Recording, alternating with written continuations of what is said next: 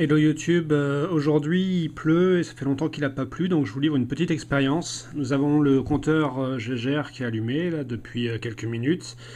Aucune source radioactive n'est proche. Le, le niveau enfin la quantité de radiation détectée, donc qui inclut les bêta et les gamma, est de 24 environ 25 détections par minute, donc coups par minute, CPM. Et maintenant approchons euh, un morceau de sopalin que j'ai frotté sur une petite surface. C'est le haut en fait d'une poubelle qui a reçu la pluie. Et voici ce qui arrive. Alors ça va pas crépiter.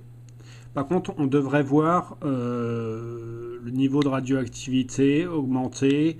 J'avais testé juste avant, ça montait jusqu'à 30-35 CPM au lieu de 25.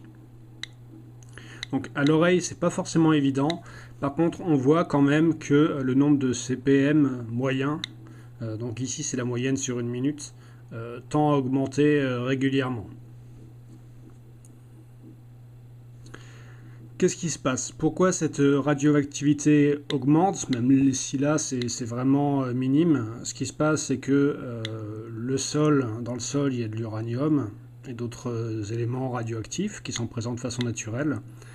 Cet uranium, quand il se désintègre, il produit notamment un gaz radioactif qui s'appelle le radon.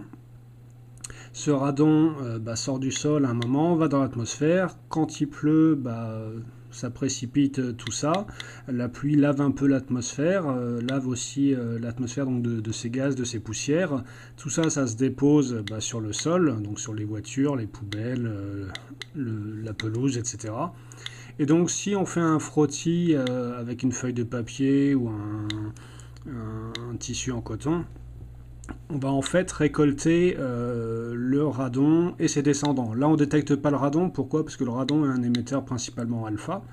Par contre, les descendants du radon, on les détecte parce qu'ils émettent des rayonnements qui sont détectables par un compteur GGR standard. Et donc là, on voit que on a bien une radioactivité supplémentaire qui est apportée par cet échantillon, puisque là, on a un niveau un nombre de CPM qui est passé de 25 en moyenne à 30. Voilà. Donc si j'aurais pu atteindre des niveaux de radioactivité supérieurs si j'avais fait le frottis sur une plus grande surface, par exemple si j'avais passé ce papier sur toute ma voiture, j'aurais probablement récolté plus de radioéléments. Le fait de plier le papier aussi augmente l'activité apparente de l'échantillon, puisque sur une grande surface, en fait, on réduit le volume, de répartition des éléments radioactifs, et donc ça fait quelque chose qui est plus dense en radioactivité, même si c'est pas forcément très scientifique de parler comme ça. Donc voilà, c'est une petite expérience que vous pouvez faire vous-même si vous avez un compteur GGR un minimum sensible. Quand il pleut, alors, dès la première pluie, vous allez sur votre voiture, sur un gros objet, vous passez un chiffon, une feuille de papier sur l'objet, sur une grande surface si possible. Vous vous dépêchez de rentrer à la maison, vous passez ça près de votre compteur GGR et ça devrait augmenter la radioactivité. Notez que ça ne va pas rester radioactif longtemps. On pourrait faire une autre expérience que j'ai encore jamais tentée.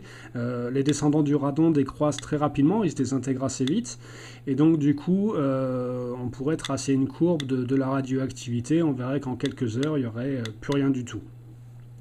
Voilà YouTube, c'était une petite expérience amusante. C'était aussi pour montrer que le fait que vous détectiez dans la pluie de la radioactivité, ça ne veut pas dire qu'il y a eu une catastrophe nucléaire et qu'il y a des retombées. C'est un phénomène tout à fait naturel. Voilà, je vous laisse, bonne journée et puis à bientôt.